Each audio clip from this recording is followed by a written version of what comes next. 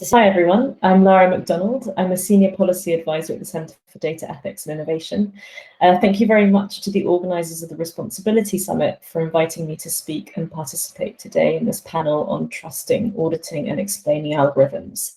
I'm going to be presenting on the findings and recommendations from the CDEI's report on bias in algorithmic decision making. So first about the CDEI. The CDEI is an independent advisory body set up by the UK government to investigate and advise on the ethical challenges with data-driven technology. We work across sectors, often assisting partners to develop responsible approaches to the use of data. And we also do work on cross-cutting themes in data ethics. We also have an independent board made up of experts in the fields of regulation, technology, policy making, and they all feed into and advise on our work. In terms of the presentation I'll give today, so I'll first introduce the report and how we define some of the key concepts, and then I'll go into some of the key findings and recommendations we made at a sector and cross-cutting level. Our review into bias in algorithmic decision-making formally began in March 2019, and we published in November 2020. The UK government had tasked the CDEI to draw on expertise and perspectives from stakeholders across society to provide recommendations on how they should address the issue of algorithmic bias. We focused on areas where algorithms have the potential to make or inform a decision that directly affects an individual human being. We typically focused on areas where individual decisions could have a considerable impact on a person's life, and where we know algorithms are currently being used to inform decisions.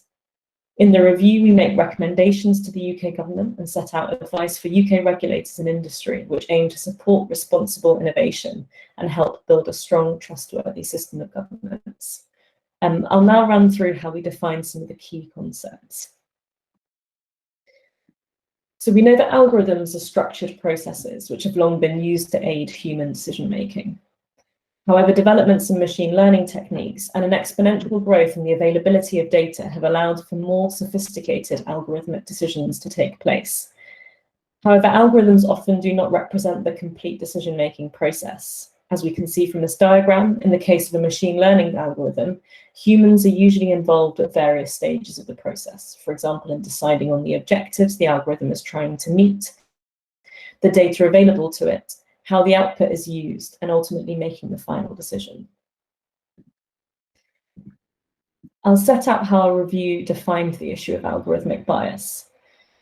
The growth in the use of algorithms has been accompanied by significant concerns about bias, in particular that the use of algorithms can cause a systematic skew in decision-making that results in unfair outcomes. We looked at how bias can enter the algorithmic decision-making system at various stages, including through the use of unrepresentative or incomplete training data, through the reliance on flawed information that reflects historical inequalities, and in failing to recognize or address statistical biases. We also looked at the concepts of discrimination and fairness. We highlighted that some forms of bias will constitute discrimination under UK equality law, namely when bias leads to unfair treatment based on certain protected characteristics.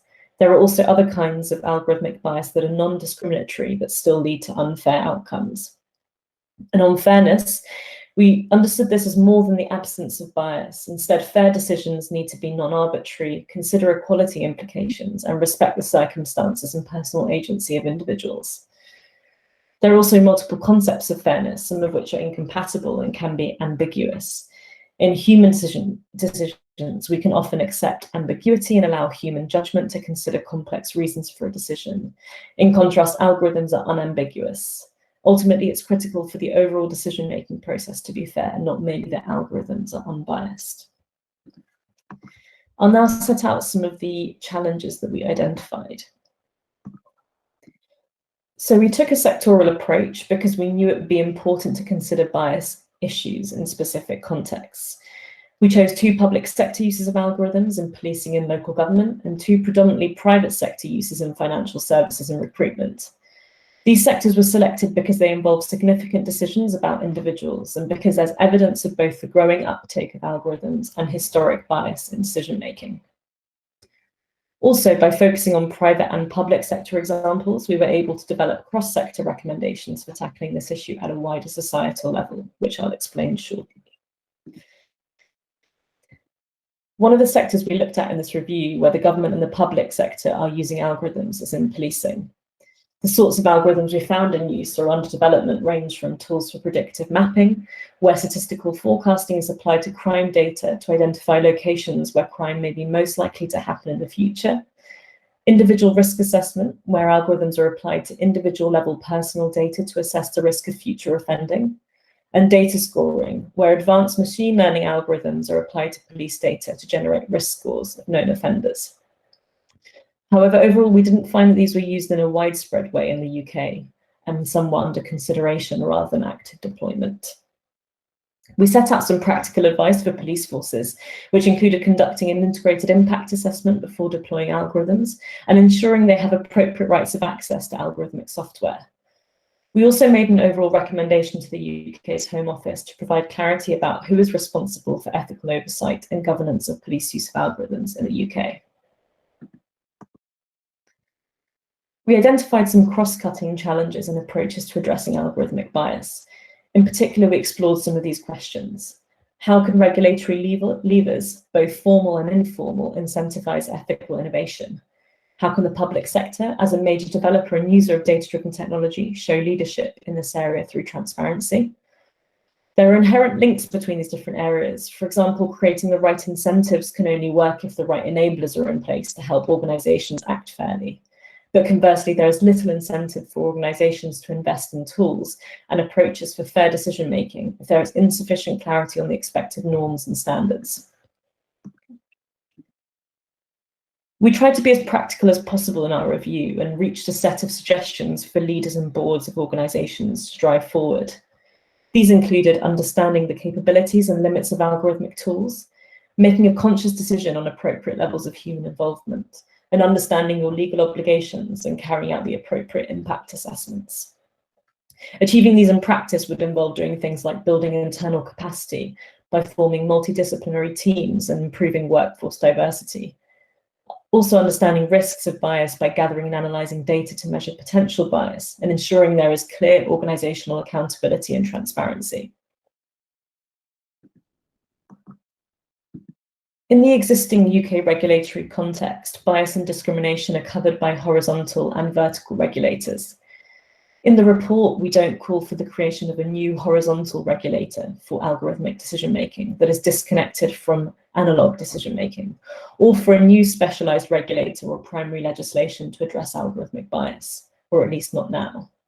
We also found that there are overlaps between discrimination law, data protection law, and sector regulators, which are increasingly important to understand. UK governments should issue guidance that clarifies the Equality Act responsibilities of organisations using algorithmic decision-making. And more broadly, existing regulators need to adapt their enforcement to algorithmic decision-making and provide guidance on how regulated bodies can maintain compliance. Another important way that the government can address algorithmic bias is through driving greater transparency in the use of algorithms.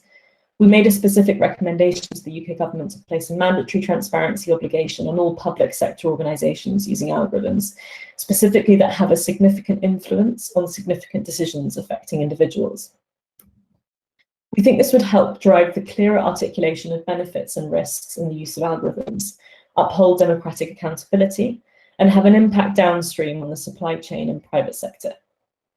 Ultimately, we see this as a key ingredient to building trustworthiness in the government's use of algorithms. We're also really pleased that we're now working with the UK government to help them develop a new approach to algorithmic transparency in the public sector as part of the UK's national data strategy. And we hope this will build on other countries' examples like Amsterdam and Helsinki in developing public sector transparency measures for algorithms. If you'd like to read more about the work that CDEI are doing, please do visit our blog on gov.uk/CDEI, and I'm really looking forward to the panel discussion.